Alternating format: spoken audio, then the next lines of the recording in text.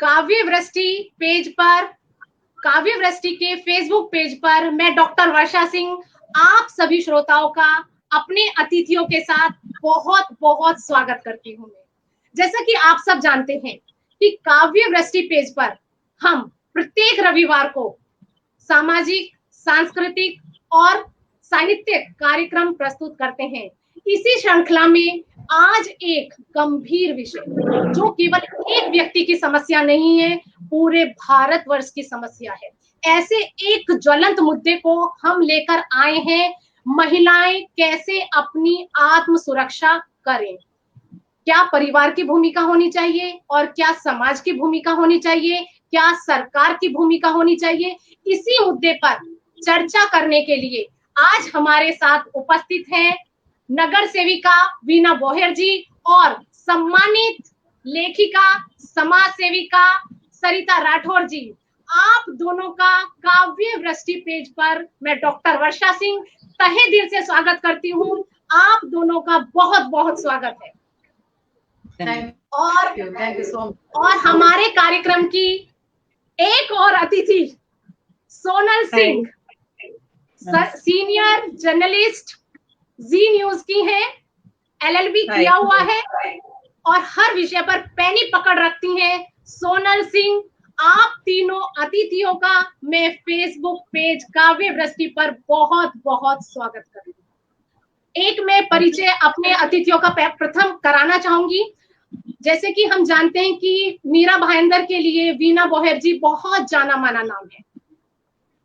नगर सेविका हैं, प्रभाग समिति 6 की सभापति रह चुकी हैं, बहुत ही कर्मठ, कर्तव्य परायण और अपने क्षेत्र के लिए कार्य करने के लिए आठों पहर तैयार रहती हैं। और ये मेरा सौभाग्य है कि मैं वीना बोहर जी के क्षेत्र में आती हूँ और अपनी समस्याएं सुलझाने के लिए सदैव आपके पास जाती हूँ। और हमारे साथ तो 2 लाइनें मैं आपके लिए प्रस्तुत करना चाहूंगी वीना जी, ज्यादा समय नहीं लूंगी क्योंकि हमें अपने मुद्दे पर आना है। जमाना रोकता मुझको पर मैं रुक नहीं सकती, झुकाए मुश्किलें मुझको पर मैं झुक नहीं सकती, हजारों बांध बना डालो नदी की बहती धारा पे, हिमालय मुख से निकली हूँ कभी पीछे नहीं मुड़ती। वही जज्बा और वही जोश मैंने सदा आपके भीतर देखा है और ये मेरा सौभाग्य है कि इतनी महान विभूतियों का मैं परिचय करा रही हूँ। ऐसे ही हमारे मध्य उपस्थित हैं प्रज्ञा विदुषी महिला सरिता राठौर जी, लेखिका है और समाज सेविका है। इनको भारत के राष्ट्रपति, प्रधानमंत्री, संसद सदस्यों और मंत्रियों के द्वारा प्रशस्ति प्रमाण पत्र मिल चुका है। 100 से ज्यादा राष्ट्रीय और अंतरराष्ट्रीय पुरस्कारों से इनको नवाजा जा चुका है। मैं आपका बहुत तहे दिल से सरिता जी स्वागत करती हूँ और आपके लिए 4 लाइनें आपके लिए भी कहना चाहूंगी। 4 लाइनें आपके शान में प्रस्तुत करती हूँ। निडर रहते हैं हम सिंधु के जब तूफान डराते हैं, मैंने आपके भीतर देखा है। निडर रहते हैं हम सिंधु के जब तूफान डराते हैं, समुंदर लांघने के हम हुनर जग को दिखाते हैं, समुंदर लांघने के हम हुनर जग को दिखाते हैं। बवंडर मिल के लाखों भी हमें ना रोक पाएंगे, बवंडर मिल के लाखों भी हमें ना रोक पाएंगे, असल में नाव हम अपनी हौसलों से चलाते हैं, असल में नाव हम अपनी हौसलों से चलाते हैं। चलेगा, आपका बहुत बहुत स्वागत है सरिता। और हमारे बीच एक और विदुषी महिला है, शानदार व्यक्तित्व है और मैं तो ये कहूंगी पूरे भारतवर्ष के लिए बहुत ही जाना पहचाना चेहरा है सोनल सिंह का। जी न्यूज की सीनियर जर्नलिस्ट है, बहुत ही बेबाक इनकी नजर हर विषय पर रहती है, पैनी पकड़ रखती हैं और कोई भी सामाजिक मुद्दा इनकी निगाह से बच नहीं सकता है क्योंकि इनके पास है मीडिया की एक बहुत ही सशक्त शक्ति जिसका ये प्रयोग हमेशा करती हैं। सोनल जी, आपके अंदर जो मैंने आग देखी है, तो 2 लाइनें तो मैं आपको भी जरूर दूंगी। जो मैंने आपके अंदर देखा है कि उम्र जो है लंबी नहीं, बहुत बड़ी होनी चाहिए। कैसे? उम्र छोटी हो पर कोई बड़ा हम काम कर जाए, उम्र छोटी हो पर कोई बड़ा हम काम कर जाए, समर जीवन हो अपना बस विजय हर हाल में पाए, समर जीवन हो अपना बस विजय हर हाल में पाए, सुनहरी शौर्य गाथा फिर लिखे इतिहास के पन्ने, सुनहरी शौर्य गाथा फिर लिखे इतिहास के पन्ने, विवेकानंद भगत सिंह से जहां में हो अमर जाए, विवेकानंद भगत सिंह से जहां में हो अमर जाए। मुझे लगता है मैंने अतिथियों का परिचय अपने थैंक यू सो मच के सामने सुपर सही तरीके से रखा होगा। तो इन महान हस्तियों से मैं चाहूंगी कि आज जिस विषय को हम लेकर आए हैं उस पर अपनी राय जरूर रखिएगा कि महिलाएं कैसे अपनी आत्म सुरक्षा से परिचित हो, क्या क्या मुद्दे हम लोग अपने दर्शकों को अवगत करा सकते हैं, क्योंकि हम जानते हैं कि हमें देखने वाले महिलाएं भी बहुत हैं। तो सरिता जी, सबसे पहली बात, मैं अपने विचार बाद में रखूंगी, सबसे पहला प्रश्न मैं आपसे ही करना चाहूंगी कि आज के परिप्रेक्ष्य में महिला सुरक्षा का वास्तविक अर्थ क्या है, किस तरीके से हम माने कि हमारी महिलाएं, हमारी बेटी, हमारी बहू सुरक्षित है। स्वागत है आपका। जी, सबसे पहले तो मैं आपको धन्यवाद देना चाहूंगी कि ऐसा संवेदनशील मुद्दा हम सभी के समक्ष आपने रखा है। और बात करते हैं हम सुरक्षा की, स्वतंत्रता की। तो महिला सुरक्षा का हम अगर वास्तविक अर्थ देखें तो जिस देश की हम कल्पना करते हैं, जिस खुशहाल देश की, संपन्न देश की, विकसित देश की हम कल्पना करते हैं, तो जब तक महिलाएं सुरक्षित नहीं होगी तब तक कोई भी देश विकसित देश की श्रेणी में नहीं आ सकता। और सही शब्दों में, स्पष्ट शब्दों में अगर मैं महिला सुरक्षा को परिभाषित करूं तो एक महिला भय मुक्त होकर निसंकोच अपनी स्वतंत्रता के साथ विकास कर सके, विकास को गति दे सके, तो वही महिला सुरक्षा है। और जब तक सुरक्षित नहीं होगी तब तक विकास की गति अधूरी रहेगी। बहुत अच्छा आपने रखा विचार के किस तरीके से महिलाओं को सुरक्षा दी जानी चाहिए और क्या परिप्रेक्ष्य होना चाहिए। वीना जी, सीधे सीधे मैं आपके पास आती हूँ।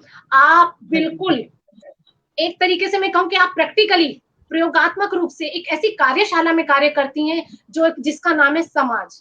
आप हर दिन, हर रात, आपके कार्य का कोई वक्त नहीं होता, चाहे वो रात हो चाहे दिन हो, किस तरीके से महिलाएं सुरक्षित हैं और भारत में महिलाएं की सुरक्षा किस तरीके से की जा सकती है, आपके विचार जानना चाहूंगी। पहली बात, सभी को मेरा प्यार भरा नमस्कार। और 2 शब्द आपने महिला की सुरक्षा प्रति मुझे बोलने का अवसर दिया, इसलिए मैं आपकी आभारी हूँ। अभी ये विषय पे पहले बोलने के पहले मैं पहले भारत देश में अपने महिलाओं को शिक्षा प्राप्त नहीं होती थी, बोलने का अधिकार नहीं था, अपनी बात रखने का अधिकार नहीं था।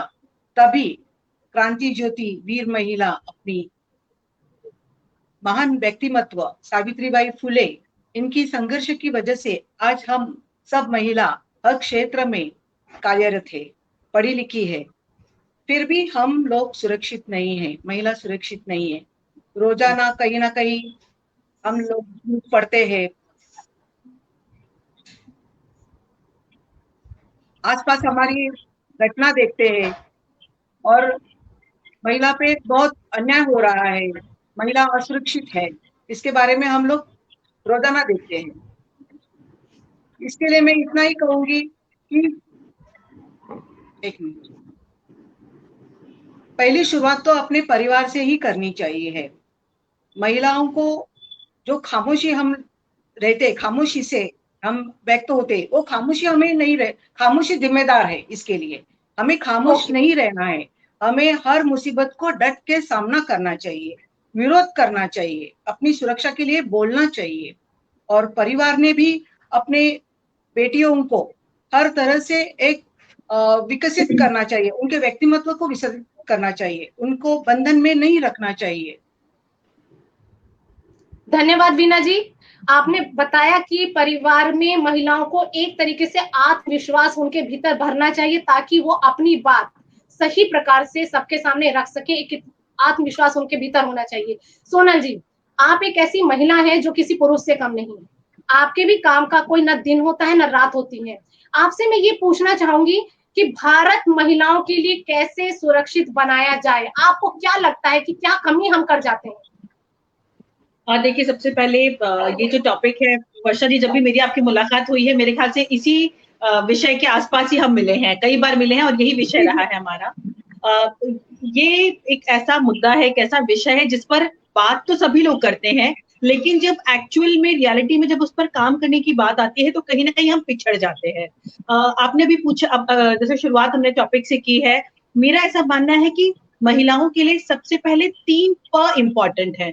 प से मेरा तात्पर्य है परिवार, पड़ोसी और प्रांगण। प्रांगण से मेरा मतलब है कि पूरा जहां पर वो जा रही है उसके लिए हर जगह वो प्रांगण है, चाहे वो स्कूल जा रही है, चाहे वो दफ्तर जा रही है, चाहे वो घर में है, चाहे वो वर्क प्लेस पर है, चाहे वो कहीं पर भी है। तो 3 जो प हैं वो अगर महिलाओं के लिए सेफ हो गए तो उसका आधा से ज्यादा काम हो जाता है।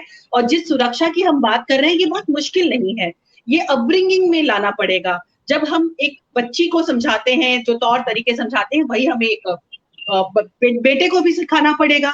ये जब से बच्चा होता है तब से उसकी अपब्रिंगिंग के साथ ये जो गुण है हमें डालने पड़ेंगे। महिला सुरक्षित तभी होगी जब वो अपने परिवार में सुरक्षित होगी, अपने पड़ोस में सुरक्षित होगी और प्रांगण में सुरक्षित होगी। तो ये सबसे पहली चीज है। आपने जो जिक्र किया कि जिस तरह से मेरी जॉब है वो 24/7 है, मैं लगातार बाहर रहती हूँ, सड़कों पर रहती हूँ, आने जाने का कोई टाइम नहीं है। जहां तक है काफी समय से हम ये कह सकते हैं कि महिलाओं की जो सुरक्षा की लगातार हम चिंता करते आ रहे हैं, काफी हद तक इम्प्रूवमेंट हुई है, हम काफी हद तक इसमें कामयाब रहे हैं, लेकिन कई ऐसे स्तर हैं जहां पर अभी भी काम होना बाकी है। और बार बार मुझे यही लगता है कि ये जो महिला सुरक्षा का जो मुद्दा है एक तरह से बहुत ही बड़ा टॉपिक है, विस्तृत टॉपिक है, लेकिन अगर शुरुआत की बात करें देश के लेवल पे नहीं, परिवार के लेवल पे शुरू करना पड़ेगा। घर से अपने ही बच्चे को, अपने ही पिता को, अपने ही भाई को एक्सप्लेन करना होगा, समझाना होगा कि वो जिस तरह से अपनी माँ, अपनी बहन, अपनी बेटी को देखता है, बिल्कुल उसी तरह की नजरों से अगर घर पर बाहर चलती हुई महिलाओं को, बच्ची को, बेटी को देखे तो शायद फिर हमें इस तरह की बातचीत करने का कोई वजह नहीं मिलेगी, प्लेटफॉर्म की जरूरत ही नहीं पड़ेगी। जी, बहुत बहुत धन्यवाद सोनल जी। आपने एक वह बात बताई है जो आप प्रैक्टिकली महसूस करती हैं काम करते वक्त। सरिता जी, मैं सीधे सीधे आपके पास आती हूँ और मेरा प्रश्न ये है, अब तक हमने बात करी कि प्रांगण सुरक्षित होना चाहिए, परिवार में संस्कारों में परिवर्तन आना चाहिए। एक क्वेश्चन मेरा आपसे यह है, क्योंकि आप एक समाज सेविका हैं, ऐसे मुद्दे से आप रोज 2-4 होती हैं, क्या महिला क्यों अपनी सुरक्षा करने में असक्षम हो जाती है?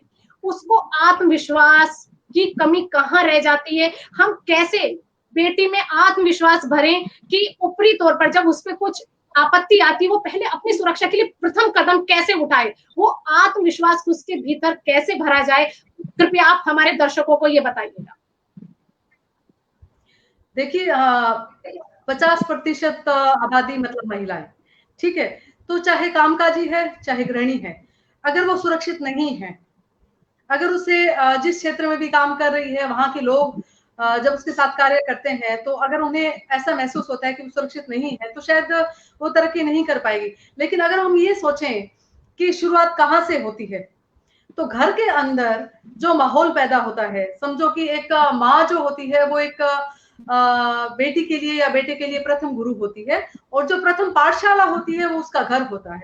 तो घर से जो माहौल वो बच्चा देखता है उसी के अनुसार उसमें आत्मविश्वास आता है।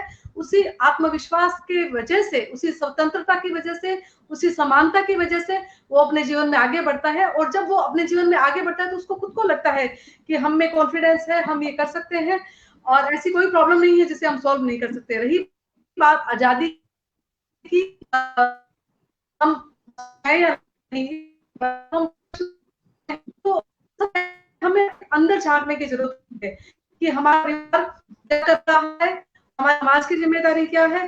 ये सिर्फ जिम्मेदारी या किसी और की नहीं है, हम सबकी जिम्मेदारी है। देखिए, अदालतें अपना काम कर, पुलिस अपना काम कर रही है, आयोग अपना काम कर रहे हैं, समाज अपनी जिम्मेदारी ले, कोई भी किसी भी तरह की जो घटनाएं होती है उसके लिए एक व्यक्ति जिम्मेदार नहीं होता। क्यों? क्योंकि उससे वो माहौल दिया जाता है, उस माहौल के लिए तैयार किया जाता है। मानसिक रूप से प्रताड़ित होना और शारीरिक रूप से प्रताड़ित होना, दोनों में मुझे लगता है कोई अंतर नहीं है, क्योंकि दोनों से उबरने के लिए कई वर्ष लग जाते हैं और कई की बात तो जिंदगी लग जाती है।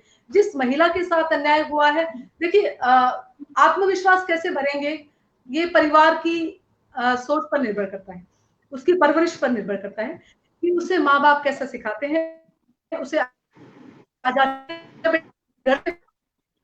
भाई क्या नहीं जा सकती, उसे शुरू से ही ऐसा माहौल दे कि नहीं तुम कर सकती हो, तुम्हें हम आत्मविश्वास शुरू से वो माहौल मिलेगा उसे स्वतंत्रता का, तो उसमें वो आएगी कि नहीं कर सकती। अधिकतर समाज में जो न्याय होता है तो बेटियों को कहकर चुप करवा दिया जाता है कि तुम बेटी हो और बेटी के साथ कर, और साथ जाता है, उन पर दबाव डाल दिया जाता है इस बात को मानते हुए कि समाज क्या कहेगा, लोग क्या कहेंगे।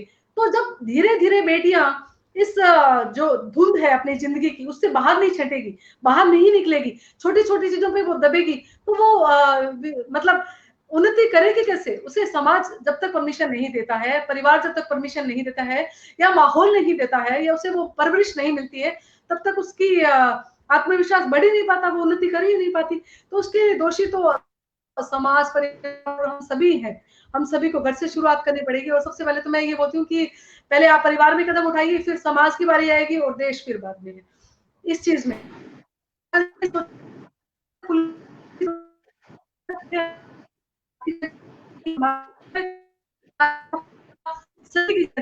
बनती है। मुझे लग रहा है सरिता जी के यहाँ थोड़ा सा नेट का इशू हो रहा है, आपको भी लग रहा है क्या सोनल जी?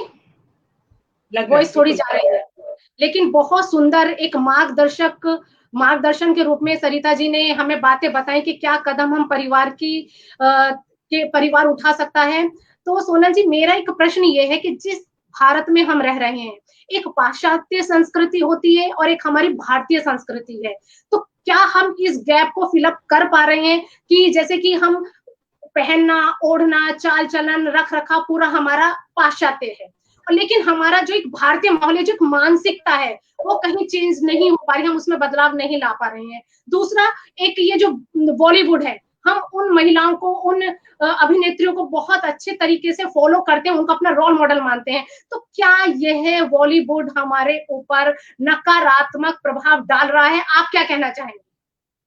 देखिए वर्षा जी, इसके ना दो पहलू हैं। जिस तरह से हम जानते हैं कि बॉलीवुड में अपनी एक बड़ी फैन फॉलोइंग होती है, जो उनके जो फैंस होते हैं सेलिब्रिटीज के, वो उन्हें फॉलो करते हैं, उनके स्टाइल को फॉलो करते हैं, उनके फैशन को फॉलो करते हैं। लेकिन साथ ही हमें ये भी समझना है कि जो बॉलीवुड है वो समाज का आईना है। मतलब जिस तरह की कहानियां चल रही हैं, जो रूटीन लाइफ में कहानियां चल रही हैं, जैसे कहते हैं ना, साहित्य जो है वो समाज का दर्पण होता है, और ये भी एक विधा है। बॉलीवुड की जो फिल्म मेकिंग का जो प्रोसेस है, ये भी अपने आप में एक विधा है, और वो भी कहीं ना कहीं आईना है। अगर नकारात्मक जिस तरह के आप बात कर रही हैं, अगर बॉलीवुड में पॉजिटिव चीजें भी हैं। मैं ये कह रही हूँ कि आज हमने देखा कि कई ऐसी फिल्में बनी हैं, महिला प्रधान फिल्में हैं, जहां पर मैरी कॉम की आप बात कर लीजिए, चाहे आप मणिकर्णिका की बात कर लीजिए, ऐसी कई अच्छी फिल्में बनी हैं जिसमें कि महिलाओं को एकदम स्ट्रांग दिखाया गया है, उन्होंने एक फाइटर की तरह करा है। इन फिल्मों ने अच्छा खासा बिजनेस किया हुआ है। तो महिला प्रधान फिल्म में जो बनने का ट्रेंड, क्योंकि हम सभी जानते हैं कि आज हर क्षेत्र में महिलाएं आगे हैं, अच्छी बड़ी पोजीशन पर लगातार वो काम कर रही हैं, तो उस हिसाब से जो दर्पण की मैं बात कर रही हूँ कि साहित्य की तरह एक साहित्य का एक विधा है फिल्म मेकिंग, और वहां पर हमें उसका रिफ्लेक्शन नजर आ रहा है, फिल्मों में कॉन्सेप्ट बदल रहे हैं। दूसरी चीज ये है कि आप जो कह रही हैं कि पाश्चात्य संस्कृति का जो अनुसरण किया जा रहा है, उस पर मेरा जवाब ये कि बाजार एक बहुत बड़ा इंपॉर्टेंट रोल प्ले करता है। अब जब ये बड़ी सेलिब्रिटीज होती हैं, अपने प्रोडक्ट्स को सेल करने के लिए उन्हें एंडोर्स करते हैं, एंडोर्समेंट के बाद उस तरह की स्टेटमेंट, क्योंकि इन एक्टर्स की, सेलिब्रिटीज की ब्रांड वैल्यू तभी बन पाती है जब इनका उस ब्रांड के साथ एंडोर्समेंट होता है, उनकी अपनी ब्रांड वैल्यू होती है, और उन्हें पता होता है कि उनकी कौन से फैंस जो है किस एज ग्रुप के हैं, किस तरह के हैं, वो अपने एक्टर से क्या एक्सपेक्ट करते हैं, और अगर वो एक्टर पर्टिकुलर चीज को एंडोर्स करता है तो उसको फॉलो कैसे करेंगे। तो बाजार का एक बहुत महत्वपूर्ण रोल रहता है। यही वजह है कि लोग कंफ्यूज हो जाते हैं। ऐसा नहीं है कि जो वेस्टर्न क्लोथ्स पहन के घूम रहा है उसकी जो सोच है वो भारतीय नहीं है। वैसे भी हम जानते हैं कि हम जो लोग हैं, वेस्टर्न कल्चर हो चाहे इंडियन कल्चर हो, सबका समावेश करके अंत में we are growing. End of the day हम विकास की तरफ बढ़ रहे हैं और लगातार बढ़ रहे हैं। आज आप और मैं टेक्नोलॉजी के थ्रू बात कर रहे हैं, और बॉलीवुड की फिल्मों की अगर बात करें तो आजकल क्योंकि मैं बॉलीवुड कवर करती हूँ, काफी 15-20 सालों से मैं बॉलीवुड को देख रही हूँ। जो कंटेंट 90 और 2000 के दशक में था, वो पिछले 2010 के बाद से लेकर अगर आज की आप बात करें तो जिस तरह से साहित्य की किताबों में चेंजेस आए हैं, वैसे बॉलीवुड की फिल्मों में भी चेंज आए हैं। कंटेंट कितना जबरदस्त है। आप पंगा को देख लीजिए, कुछ ऐसी फिल्में हैं जिनको आप देखकर लोग इंस्पायर हो रहे हैं, अपने बच्चों को वो उस चाहे वो स्पोर्ट्स हो चाहे वो कहीं भी हो वहां डालने की सोच रहे हैं। जल थल और अब तो फाइटर प्लेन्स चला रही हैं। आप जिस तरह की फिल्में हम लगातार बात करते हैं, और एक्ट्रेसेस की बात करें जिनकी अपनी ब्रांड वैल्यू है, वो लगातार अच्छी चीजें करें। आप कंगना की बात कर लीजिए, बहुत आउटस्पोकन है, लेकिन उनकी फिल्में देखिए कितनी इंस्पायर कर रही है, चाहे वो क्वीन हो, चाहे तनु वेड्स मनु हो, या पंगा हो, या फिर मणिकर्णिका हो। विद्या बालन की बात कर लीजिए, विद्या बालन एक अलग ही जॉनर की एक्ट्रेस रही है और उनकी फिल्में लाजवाब है। प्रियंका की मैरी कॉम, आज भी कई बच्चों ने, मैंने कई लोगों के इंटरव्यूज किए हैं जिन्होंने मैरी कॉम देखने के बाद बॉक्सिंग को एज ए करियर लिया है। तो पाश्चात्य संस्कृति को अपनाते हुए अपनी भारतीयता को कोई खोने की कोशिश नहीं कर रहा। और बॉलीवुड की अगर बात करें तो हर अब वो मुझ पर डिपेंड करता है कि मुझे इस पर्टिकुलर चीज से पॉजिटिव चीज लेनी है, सकारात्मक चीज लेनी है या नेगेटिव चीज लेनी है। पॉजिटिव चीज लेकर मैं आगे बढ़ जाती हूँ। माँ बाप का गाइडेंस तो हर बच्चे के साथ होता ही है। तो मुझे ऐसा लगता है कि ये कहना एकदम ज्यादा गलत हो जाएगा कि काफी देयर आर पॉजिटिव थिंग्स। वही बात है कि हम सब समझदार हैं, टेक्नोलॉजी के भी पॉजिटिव और नेगेटिव इफेक्ट्स हैं। जी धन्यवाद। बहुत बहुत एक तरीके से मुझे लगता है कि एक मैं सीधे सीधे एक जर्नलिस्ट से बात कर रही हूँ। पूरा बॉलीवुड का उन्होंने महिलाओं का एक जिसे कहते हैं एम्पावरमेंट हमारे दर्शकों के बीच में रखा है। एक ऐसी सोच जिससे शायद कुछ दर्शक अनभिज्ञ होंगे, वो आपने रखे हैं। सरिता जी और सोनल जी, मैं आपको बता दूं, हमारे साथ जुड़ने वाले जो श्रोता हैं उसमें अमित सिंह लगातार हमारे साथ बने हुए हैं, किरण खारवा हमारे साथ बनी हुई है, अमित सिंह हमारे साथ, अरविंद सिंह वेल्डन लिख रहे हैं, और अरविंद सिंह और रिचा शर्मा लगातार हमारे साथ बनी हुई है। धर्मेंद्र सिंह मीना, बहुत सुंदर आदरणीय नारी शक्तियों, बहुत सुंदर कार्यक्रम है। आत्मा उन्नति करते रहिए, देश को संस्कारों से भरपूर करते रहिए। इस तरीके के कमेंट हमारे बीच आ रहे हैं। वैश्विक हिंदी जय हो लिख रहा है, डॉक्टर मनोज चौहान हमारे साथ बने हुए हैं, और शिवेंद्र कौशिक हमारे साथ बने हुए हैं। तो सभी श्रोताओं का तहे दिल से मैं बहुत बहुत स्वागत करती हूँ। जैसे कि सरिता जी और सोनल जी सीधे सीधे हमें महिलाओं के आत्म सुरक्षा और नारी सशक्तिकरण पर विचार रख रहे हैं। सोनल जी और सरिता जी, मेरे दिमाग में एक सीधे सीधे बात आती है जो मैं आपके सामने रखना चाहती हूँ। ये मेरे मन के विचार है, व्यक्तिगत भी हो सकते हैं। जैसे बॉलीवुड की बात है, मुझे एक क्या लगता है, 1950 में जब फिल्में बनाई जाती हैं, और हमारे साथ राधे श्याम जी भी जुड़े हुए हैं, आपका तहे दिल से स्वागत है। राजीव रोहिला जी, आपका स्वागत है। हाँ सोनल जी और सरिता जी, मैं आपके सामने रख रही थी कि 1950 में जब बॉलीवुड की फिल्में बनती थी, ये मेरी ये कहने से आकलन है, तो जब महिलाओं फिल्मों में जब हीरोइन के साथ कुछ गलत होता था तो वो चिल्लाती थी कि बचाओ बचाओ बचाओ। फिल्म में हीरो की एंट्री होती थी और वो उसको बचा कर ले जाता था। ये मैं 1950 की बात कर रही हूँ। अब आते हैं सीधे 2020 पर। आज भी दीपिका पादुकोण को लेते हैं, फिल्म में कुछ होता है, आज भी वो चिल्लाती है जब उसके साथ कुछ होता है कि बचाओ बचाओ बचाओ। सीधे हीरो की एंट्री होती है, वो हीरोइन को बचा कर ले जाता है। तो क्या इतने सालों में हमारी हीरोइन इतनी प्रगति नहीं कर पाई है? चंद फिल्मों की बात नहीं मैं करती, मैं उन फिल्मों की बात कर रही हूँ जिस मसाले को फिल्मों में प्रयोग किया जाता है कि महिलाएं अपनी आत्म सुरक्षा स्वयं कर लें हर फिल्म में। तो क्या ये ऐसा नहीं कि बॉलीवुड जो हमारे ऊपर कुछ थोप रहा है, हमारी बालाओं के ऊपर, हमारी बेटियों के ऊपर, कि भाई आप अपनी जो सुरक्षा है ना स्वयं नहीं कर सकती हो। आज जब दीपिका पादुकोण अपनी सुरक्षा नहीं कर पा रही तो तुम कैसे कर लोगी? तो मैं जानना चाहती हूँ सरिता जी, आप मुझे दुरुस्त करिएगा कि मैं कहाँ गलत हूँ या मेरा सोच सही है, अपने विचार रखिएगा।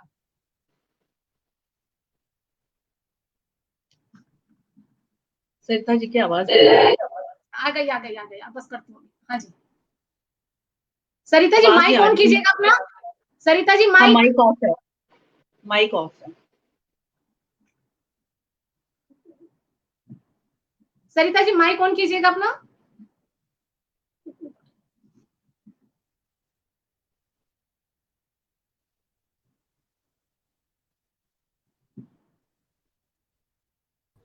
हाँ फिर से ऑफ हो गया माइक इनका। हाँ जब भी कोई हाँ सरिता जी स्वागत है सरिता जी। जी देखिए, जब पहले होते हाँ जी आ रही है आवाज। बात जा रही है बाहर तक, बात इसलिए जा रही है कि की दुश्मन हम 21वीं सदी आपकी आवाज कट रही है सरिता जी, क्लियरिटी नहीं है ना सोनल जी? बिल्कुल नहीं, कुछ सुनाई नहीं। क्लियरिटी नहीं आ रही है सरिता जी आवाज में। चलिएगा सरिता जी आपकी आवाज थोड़ा सा ना, हाँ थोड़ा सा व्यवधान टेक्निकल इश्यू आ रहा है, आपका फोटो भी क्लियर नहीं आ रहा है और आपकी आवाज भी क्लियर नहीं आ रही है।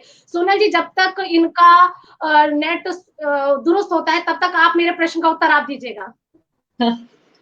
आपके प्रश्न का उत्तर मैंने आपको पहले ही कहा कि जिस तरह से मैं फिल्मों को जान रही हूँ, फिल्मों में फिल्म जो है मैंने कहा समाज का आईना है, ठीक है। हम कुछ ऐसे टॉपिक्स, मैंने अभी कुछ फिल्मों का जिक्र भी किया जहां पर कि हार्डकोर एक्शन में ये एक्ट्रेसेस दिखी हैं, पूरा एक्शन कर रही हैं।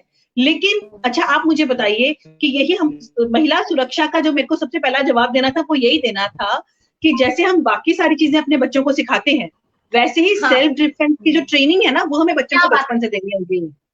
हर बच्चे को बचपन से हमें सिखाना होगा कि कैसे हम अपने आप को प्रोटेक्ट कर सकते हैं, क्योंकि क्या होता है कि लड़कों को कराटे, जूडो और फलाना ढिमाका चीजें सिखाई जाती हैं, लड़कियों को भी सिखाई जा रही हैं लेकिन उतनी बड़ी तादाद में नहीं। तो सबसे इंपॉर्टेंट है सेल्फ डिफेंस सिखाना। तो आज वो चीज बहुत नॉर्मल नहीं है और यही वजह है कि जब हम फिल्में देखते हैं, अगर 20 फिल्में रिलीज हो रही हैं तो उसमें से शायद 15-16 फिल्मों में ये जो महिला एक्ट्रेसेस हैं इमोशनली दे आर स्ट्रॉन्ग, पर शायद फिजिकली वो हीरो आकर उनको बचा रहा है या हेल्प करने के लिए आ रहा है। लेकिन 4-5 फिल्में ऐसी हैं जिसमें कि महिलाएं खुद लड़ रही हैं, डट रही हैं, मार रही हैं, पीट रही हैं। तो सबसे इंपॉर्टेंट यही है कि हमें सेल्फ डिफेंस की जो ट्रेनिंग है बच्चों को, लड़कियों को बचपन से देनी है ताकि दिमागी तौर पर वो ये समझ जाए कि I am physically strong to fight against anything. उन्हें हीरो की जरूरत नहीं, वो अपने आप में हीरो है, मैं हूँ हीरो, ये सोचकर घर से बाहर निकले, ऐसा मुझे लगता है। जी सरिता जी भी वापस आ गई। जी हाँ सरिता जी प्लीज रखिएगा अपने विचार। हाँ मैं ये कह रही थी कि जैसे पहले कोई दुष्कर्म होता था किसी महिला के साथ में, FIR दर्ज नहीं करवाते थे, वो घर से बाहर बात निकालते ही नहीं थे। तो हम 21वीं सदी में हैं, हम पढ़े लिखे हैं, लेकिन यहाँ मानसिकता का सबसे बड़ा प्रश्न है कि किसी भी इंसान की मानसिकता क्या है। तो अभी इतने केस आ रहे हैं, समझो पहले तो जितने केस आ रहे थे उतने दर्ज ही नहीं हो रहे थे, केस दर्ज हो रहे हैं। मानसिकता शिक्षा की वजह से परिवर्तित हो रही है, लेकिन कहीं ना कहीं हमें ये देखने को मिलता है कि अगर हम ये सोचें कि परिवर्तन नहीं हुआ, तो आज सरकार के द्वारा इतने कदम उठाए जा रहे हैं और आयोग इतने कदम उठा रहा है, तो कहीं ना कहीं परिवर्तन तो हुआ है। एक महिलाएं जो जिस क्षेत्र में कार्य कर रही हैं उनमें CCTV कैमरे लगे हुए हैं या उनमें इतनी समझ है कि वो खुद समझ सके कि हम यहाँ सुरक्षित नहीं हैं। अगर समझो हम ये सोचे कि हम नौकरी की वजह से बाहर नहीं जा सकते, हम सुरक्षित नहीं है, तो क्या वो नौकरी नहीं करेगी? अगर उसकी जरूरत है तो भी उसे ऐसे पक्ष सामने लाने होंगे, उसे ऐसा साधन जुटाना पड़ेगा कि उसे इस तरह से महसूस हो कि नहीं मैं सुरक्षित हूँ।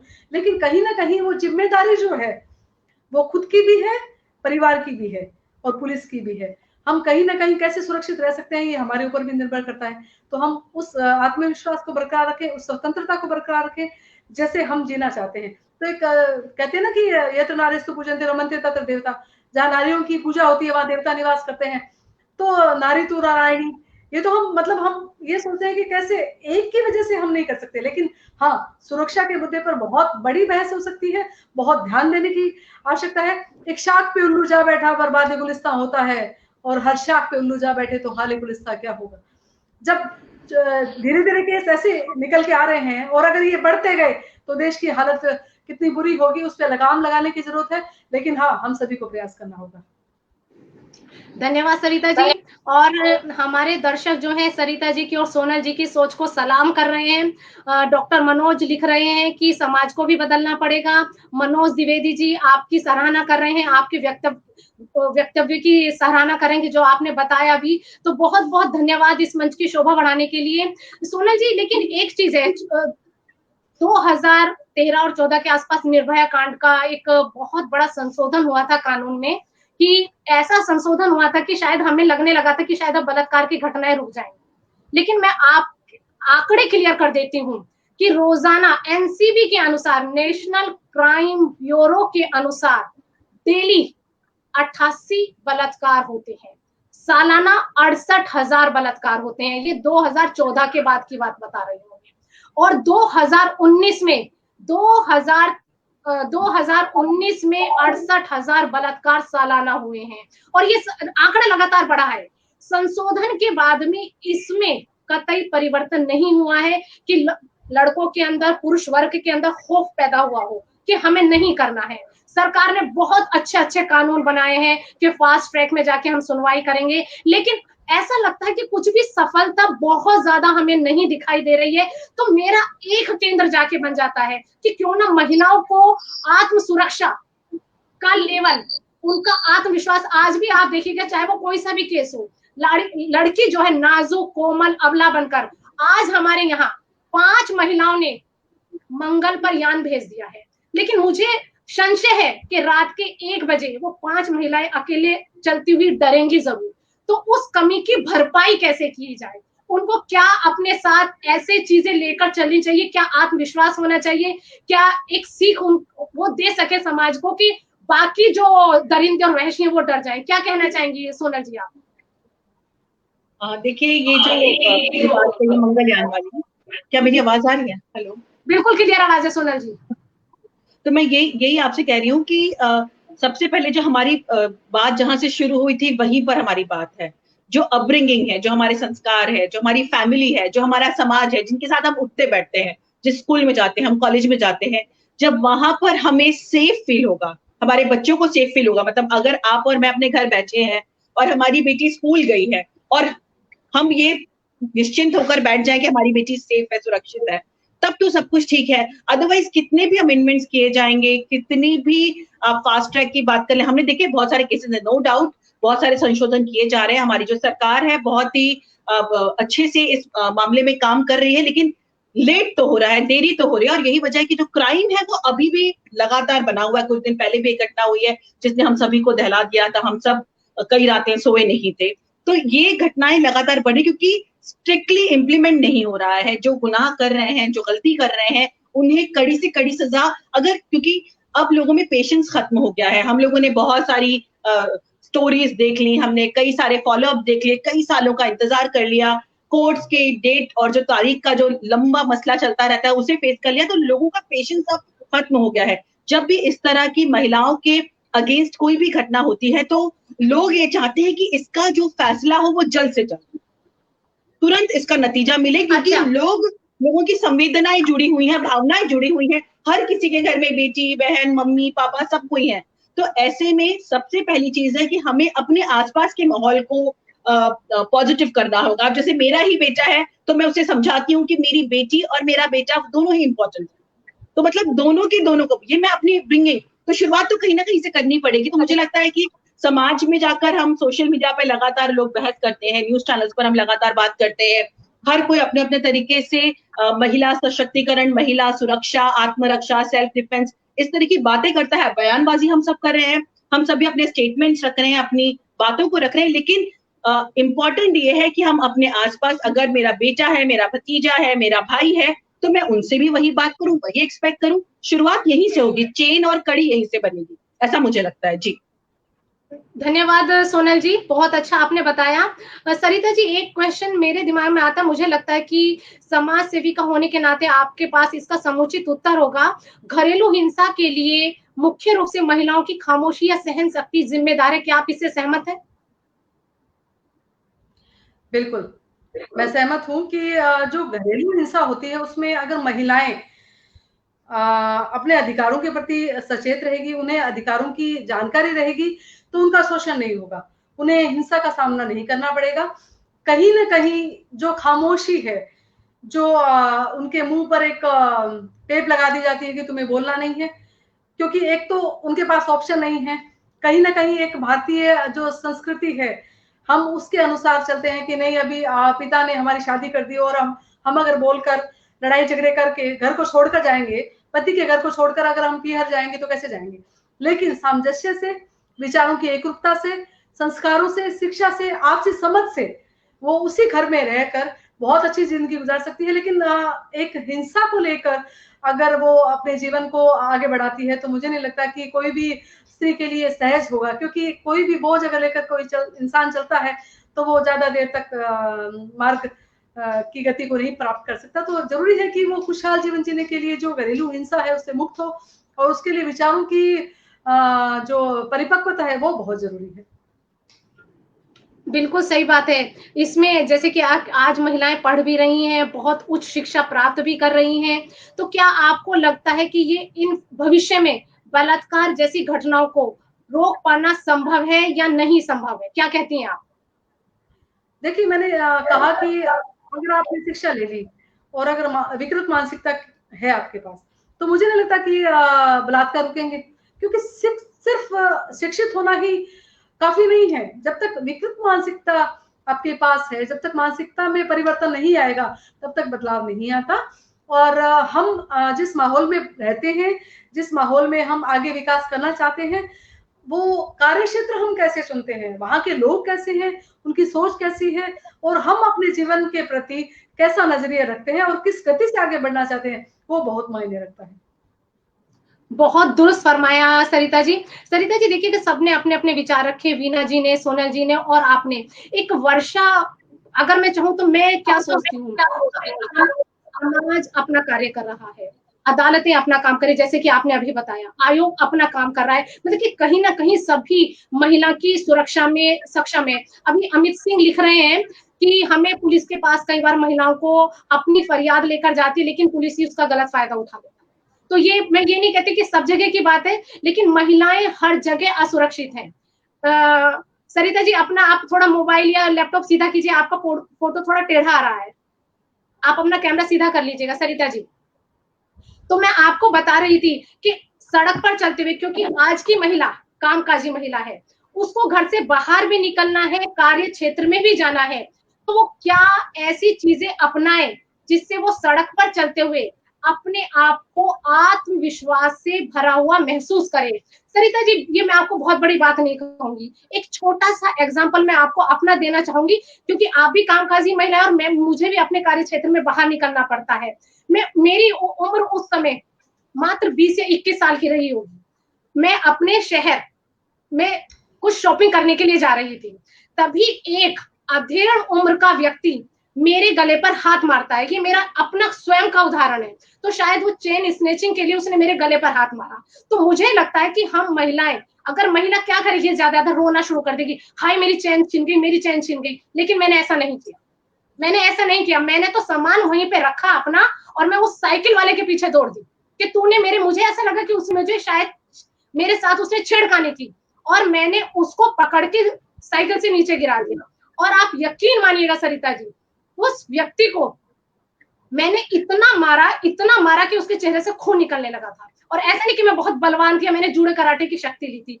तो मुझे ये लगता है कि जो परवरिश होती है आत्मविश्वास बेटियों में भरने की, कहीं ना कहीं उसकी जो संचित ऊर्जा होती है वो निकल कर आती है और वो अपने अस्तित्व के प्रति कोई भी अन्याय यदि हो रहा है उसके लिए तुरंत खड़ी हो जाती है लड़ने के लिए। तो मैं चाहूंगी यदि आपके साथ कभी आपने इस तरीके की प्रॉब्लम झेली है तो मैं चाहूंगी कि आप अपना वो उदाहरण हमारे साथ शेयर करें। जी, मेरे साथ ऐसा कभी कुछ हुआ नहीं, लेकिन हाँ, बहुत सारी घटनाएँ मेरे सामने आई। तो 181 जो हेल्पलाइन है, उस पे रिपोर्ट दर्ज करवा सकते हैं। पुलिस स्टेशन में एफआईआर दर्ज करवा सकते हैं और अभी गृह मंत्रालय की तरफ से बहुत सारे कदम उठाए गए हैं। एक जो महिला सुरक्षा की विंग बनाई गई है, जो स्पेशल विंग है, तो उसके तहत जैसे 1128 पर 24 घंटे के अंदर आप अपनी रिपोर्ट दर्ज करवा सकते हैं। और अगर आपकी रिपोर्ट वहां तक पहुंच गई है तो वहां जो राज्य सरकार है, जो केंद्र सरकार है, आपस में समन्वय करके और राज्य सरकार के जो अधिकारी हैं उन्हें ये आदेश देते हैं कि आपको ये कार्यवाही करनी है और ज्यादा से ज्यादा जो बड़ा मामला है उसे 60 दिन के अंदर सुलझाना है। तो अगर 60 दिन के अंदर वो मामला नहीं सुलझता है तो जो केंद्र सरकार के जो अधिकारी हैं वो राज्य स्तर के जो अधिकारी हैं उन्हें एसएमएस के थ्रू या फोन कॉल के थ्रू ऐसी सूचना देंगे कि अभी आपका इतना टाइम बाकी बचा है और आपको ये कार्यवाही करनी है। तो देखिए, चाइल्ड हेल्पलाइन अलग है, महिलाओं की सुरक्षा के लिए अलग हेल्पलाइन है, एफआईआर दर्ज करवा सकती हैं।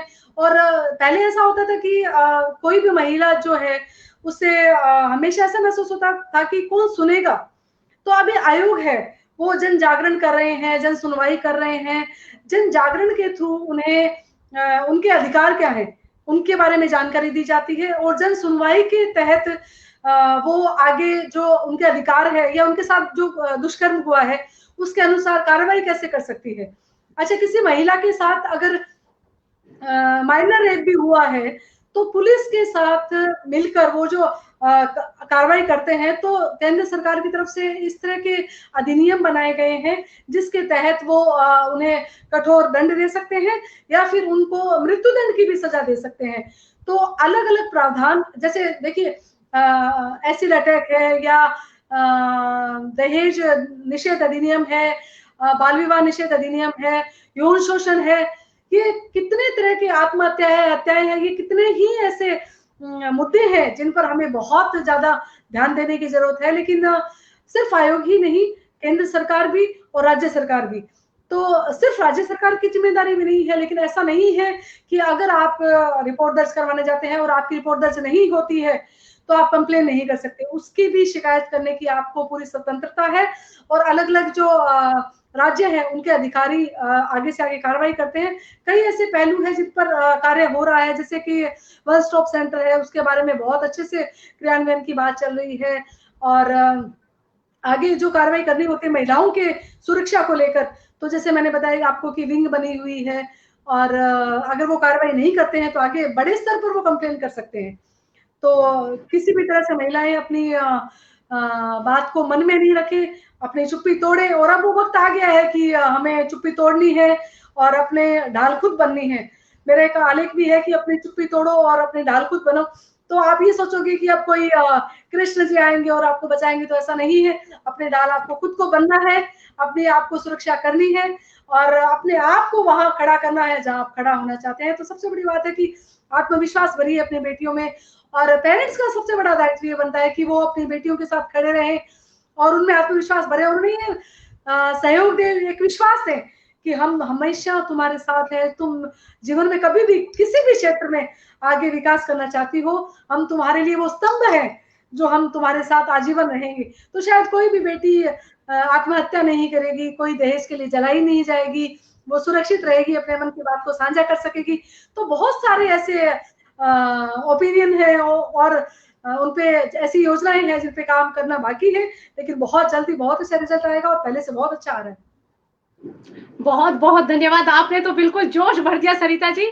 आपकी बात से मुझे भी ये चीज बिल्कुल सही आ रही है कि आप कोई कृष्ण और अर्जुन हमारी रक्षा के लिए नहीं आएगा, और है तो एक मुझे अपनी सुरक्षा खुद भी करनी होगी।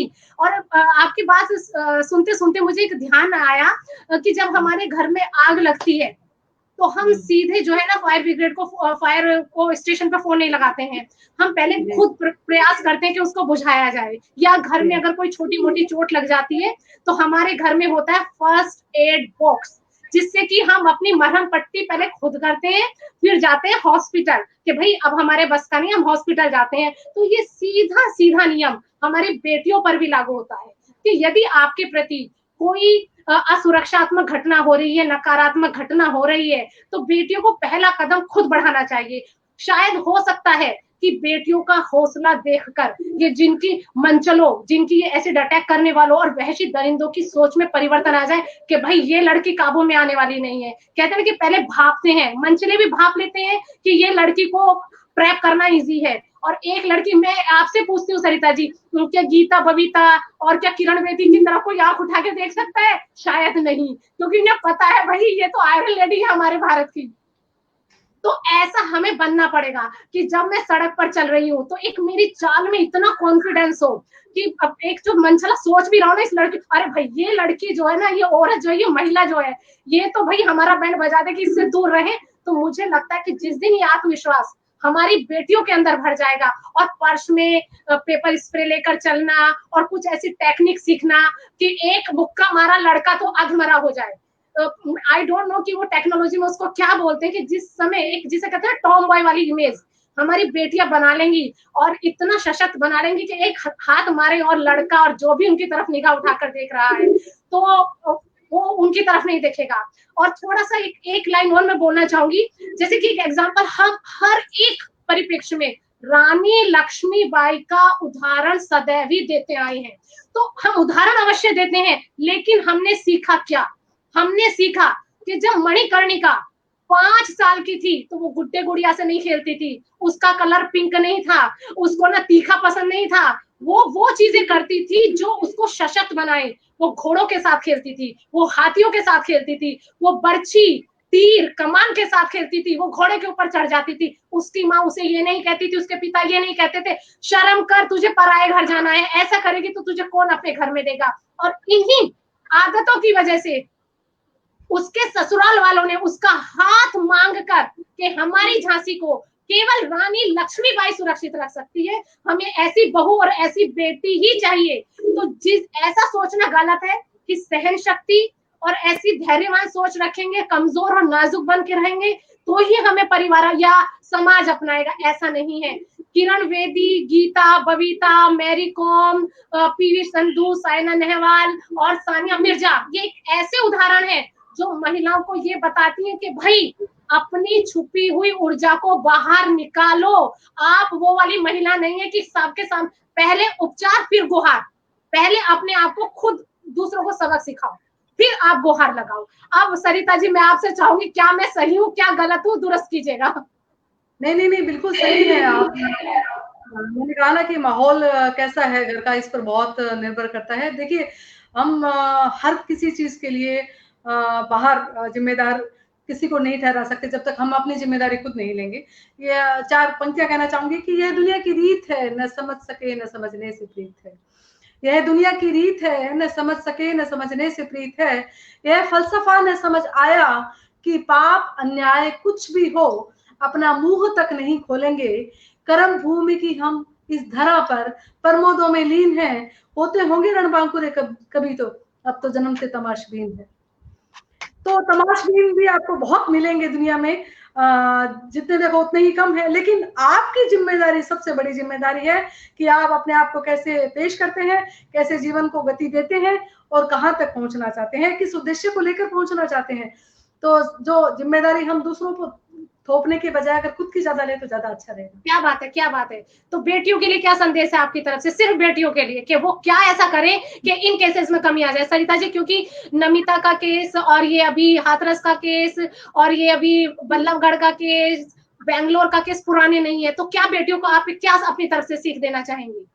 देखिए मैं सबसे पहले तो माताओं को ये कहना चाहूंगी कि लैंगिक भेदभाव है वो खत्म हो जाए बिल्कुल ही हमारे घर से, क्योंकि घर से ही यह सब शुरू होता है। अच्छा, दूसरी बात है कि मानसिकता में परिवर्तन लाना बहुत जरूरी है। चाहे हम कितने भी शिक्षित हो जाएं, लेकिन अगर विकृत मानसिकता है तो बदलाव नहीं आएगा।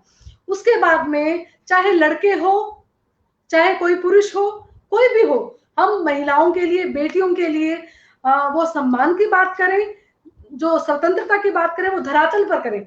हम सिर्फ कहने सुनने तक ही सीमित नहीं रहे, उन्हें हम धरातल पर लेके आए, अपने परिवार के अंदर वो सब शिक्षा, संस्कार और मूल्य को बरकरार रखें, उनकी नैतिकता को बरकरार रखें, तो उससे बहुत परिवर्तन आ सकता है। और हम जब तक किसी भी परिवार में, समाज में या देश में सुरक्षा, समानता और स्वतंत्रता का वास्तविक अर्थ समझ में नहीं आएगा, तब तक किसी भी देश का विकास नहीं हो सकता। तो मैं तो यही कहना चाहूंगी कि बेटियों में आत्मविश्वास भरिए, उन्हें ऊंची उड़ान भरने के लिए खुला आकाश दीजिए, उन्हें आत्मनिर्भर बनाइए, उनको अपने पैरों पे खड़ा कीजिए, जीवन के निर्णय वो खुद ले सके, उन्हें ऐसा माहौल दीजिए जिससे वो आपका नाम रोशन करे, स्वतंत्र रहे, सुरक्षित रहे और हमेशा खूब सारे आशीर्वाद के साथ आगे बढ़ती रहे। बहुत बहुत धन्यवाद सरिता जी। और मुझे इस बात की बहुत खुशी है कि हमारे जो 2 अतिथि टेक्निकल इश्यू के कारण वो हमारे प्रोग्राम में नहीं अंत तक बने पाए हैं, लेकिन मुझे आशा है और आपने मेरे इस कार्यक्रम को बहुत ही ज्यादा सफल बनाया है, एक मुकाम तक इसको पहुंचाया है। उसके लिए मैं तहे दिल से आपका बहुत बहुत धन्यवाद देती हूँ कि आज इस परिचर्चा को आपने हमारे दर्शकों को, हमारे श्रोताओं को एक आई ओपनर का आपकी बातों ने, हमारे सोनल जी की बातों ने, वीना जी की बातों ने किया है कि हम क्या क्या अपने समाज में कदम उठा सकते हैं नारी आत्म सुरक्षा को लेकर। तो मैं तो इतना ही कहना चाहूंगी, एक मुक्त, जैसा कि आप जानती कि मैं कविताएं लिखती हूँ, तो एक मुक्त तक तो मैं आपके सामने रखूंगी और एक कविता मैं आपके सामने रखना चाहती हूँ, अगर आप आदेशित करें तो। जी जी जी। पंक्तियां समर्पित करती हूँ।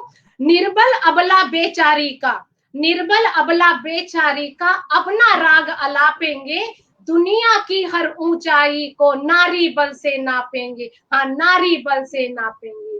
अधिकार अधिकार पाने की खातिर, अधिकार पाने की खातिर कहीं नहीं हम जाएंगे, धीरज साहस और लगन से हक सारे हम पाएंगे, हक सारे हम पाएंगे। और सरिता जी, आप कार्यक्रम में आए, कार्यक्रम की शोभा बढ़ाई और एक ऐसे ज्वलंत मुद्दे पर अपने विचार रखे जो कि समय की डिमांड है, एक समसामयिक मुद्दे पर आपने विचार रखे। तहे दिल से मैं आपका स्वागत करती हूँ, अभिनंदन करती हूँ, साधुवाद देती हूँ और इन्हीं शब्दों के साथ मैं आपसे विदा लेती हूँ और आपको धन्यवाद ज्ञापित करती हूँ। जी धन्यवाद। तो मैं आपने मुझे इस परिचर्चा में शामिल किया और इतने जो संवेदनशील मुद्दे पे हम लोगों ने अपनी बात रखी, बहुत कुछ सीखने को मिला और हमें सबको प्रयास मिलकर करना है, किसी एक की जिम्मेदारी नहीं है। इसी विश्वास के साथ हम आगे बढ़े और सबको ये संदेश दें कि हम खुश रहें और मतलब आगे बढ़ने के जो भी विकास के जो अवसर हैं उसे हम न खोएं, तभी हमारा देश। बहुत बहुत धन्यवाद। Thank you ji so much. बिल्कुल बिल्कुल सरिता जी, आपके साथ साथ मैं अपने दर्शकों का भी धन्यवाद करना चाहती हूँ। डॉक्टर मनोज चौहान, अर्चना चौहान, अमित सिंह, मनोज द्विवेदी, राधेश्याम जी लगातार हमारा उत्साहवर्धन कर रहे हैं और हमारे साथ बने हुए हैं। इन सबका मैं तहे दिल से धन्यवाद करती हूँ और ऐसे ही आगे भी हम मुद्दे लेकर आते रहेंगे, समसामयिक मुद्दे लेकर आते रहेंगे और इसी आशा के साथ मैं विदा लेती हूँ काव्य वृष्टि पेज के साथ। धन्यवाद सरिता जी, बहुत बहुत धन्यवाद। Thank you.